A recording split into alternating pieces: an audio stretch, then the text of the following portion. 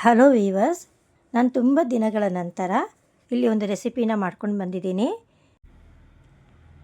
ನಾನಿಲ್ಲಿ ಯಾವುದೇ ಒಂದು ಪ್ರಿಸರ್ವೇಷನ್ಗೋಸ್ಕರ ಯಾವುದೋ ಒಂದು ನಾನು ಕೆಮಿಕಲ್ ಆಗಲಿ ಏನೂ ಯೂಸ್ ಮಾಡಿಲ್ಲ. ಇದು ತುಂಬ ದಿನ ಕೂಡ ಇಡ್ಬೋದು ಫ್ರಿಡ್ಜಲ್ಲಿ, ಅಥವಾ ಈಚೆ ಇಟ್ಕೊಂಡ್ರೂ ಪರವಾಗಿಲ್ಲ, ಒಂದು 15-20 ದಿವಸ ಯೂಸ್ ಮಾಡ್ಬೋದು. ಬನ್ನಿ ಹಾಗಾದರೆ ಹೇಗೆ ಮಾಡೋದಂತೇಳಿ ನಿಮ್ಗೆ ತೋರಿಸ್ಕೊಡ್ತೀನಿ.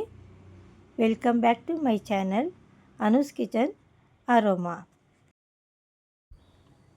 ಫಸ್ಟ್ ನಾವು ಒಂದು 3-4 ಟೊಮೊಟೊ ಹಣ್ಣಾಗಿರೋಂಥ ರೈಪಾಗಿರೋಂಥ ಟೊಮೊಟೊ ತೊಗೊಂಡು ಅದಕ್ಕೆ ಒಂದು ದೊಡ್ಡ ಬೆಳ್ಳುಳ್ಳಿ ಸಿಪ್ಪೆ ತೆಗೆದು ಅದನ್ನು ಹಾಕ್ಕೊಂಡು ಬೆಡಗೆ ಮೆಣಸಿನ್ಕಾಯಿ ಹಾಕ್ಕೊಂಡು ಚೆನ್ನಾಗಿ ನೀರಿನಲ್ಲಿ ಕುದಿಸ್ಕೋಬೇಕು.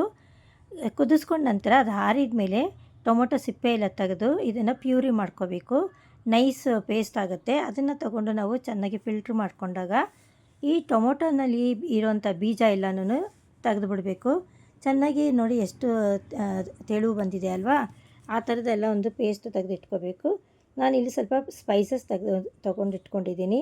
ಒಂದು ಚಕ್ಕೆ, ಲವಂಗ, ಏಲಕ್ಕಿ, ಸೋಂಪು ಮತ್ತು ಸಮುದ್ರ ಪಾಚಿ, ಸ್ವಲ್ಪ ಸೋಂಪು ಕಾಳು, ಒಂದು ಬಿರಿಯಾನಿ ಎಲೆ, ಇಷ್ಟು ಹಾಕ್ಕೊಂಡು ಬೆಣ್ಣೆಯಲ್ಲಿ 1 ಸ್ಪೂನ್ ಬೆಣ್ಣೆಯಲ್ಲಿ ನಾನು ಅದನ್ನು ಫ್ರೈ ಮಾಡ್ಕೊಳ್ತೀನಿ.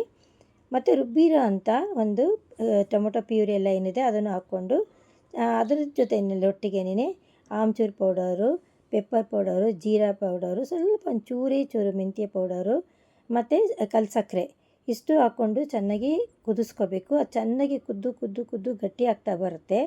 ಆ ಹಂತದಲ್ಲಿ ನಾವು ಒಂದು ಅರ್ಧ ನಿಂಬೆಹಣ್ಣು ಹಿಂಡಿಬಿಟ್ಟು ಚೆನ್ನಾಗಿ ಮತ್ತೆ ಕೈ ಆಡಿಸ್ತಾ ಇರಬೇಕು. ಚೆನ್ನಾಗಿ ತಿಕ್ಕಾಗಿ ಬರುತ್ತೆ. ಎಷ್ಟು ನಾವು ಆ ನೀರಿನ ಅಂಶ ಎಲ್ಲ ಹೋಗಿ ಬರೀ ಅದೇನು ಟೊಮೊಟೊ ಅದೆಲ್ಲ ಇರುತ್ತಲ್ಲ, ಆ ಒಂದು ತಿಕ್ನೆಸ್ ಇದು ಲಿಕ್ವಿಡ್ ಥರ ಬರುತ್ತೆ. ಅದನ್ನು ತಗೊಂಡು ತಣ್ಣಗಾದಮೇಲೆ ಒಂದು ಗಾಜಿನ ಬಾಟ್ಲಲ್ಲಿ ಪ್ರಿಸರ್ವ್ ಮಾಡಿಟ್ಕೋಬೇಕು. ನೆನಪಿಟ್ಕೊಳ್ಳಿ, ಯಾವುದೇ ಕಾರಣಕ್ಕೂ ಇದನ್ನು ಸ್ಟೀಲ್ ಡಬ್ಬಿಲಾಗಲಿ ಅಥವಾ ಪ್ಲಾಸ್ಟಿಕ್ ಬಾಟ್ಲಲ್ಲಾಗಲಿ ಇದನ್ನು ಸ್ಟೋರ್ ಮಾಡ್ಕೋಬಾರ್ದು. ಯಾಕಂತಂದರೆ ಟೊಮೊಟೊ ಸ್ವಲ್ಪ ಹುಳಿ ಇರುತ್ತಲ್ವ, ಸೊ ಹಂಗಾಗಿ ನಾವು ಅದರಲ್ಲಿ ಪ್ರಿಸರ್ವೇಷನನ್ನು ಮಾಡಬೇಕಾಗಿದ್ರೆ ಗಾಜಿನ ಬಾಟ್ಲಲ್ಲಿಟ್ಟರೆ ಅದು ತುಂಬ ದಿನ ಬಾಳಿಕೆ ಬರುತ್ತೆ ಅಂತ ಅಷ್ಟೇನೇನಿಲ್ಲ. ನೋಡಿ ಇದು ಎಷ್ಟು ಚೆನ್ನಾಗಿದೆ ಅಲ್ವಾ.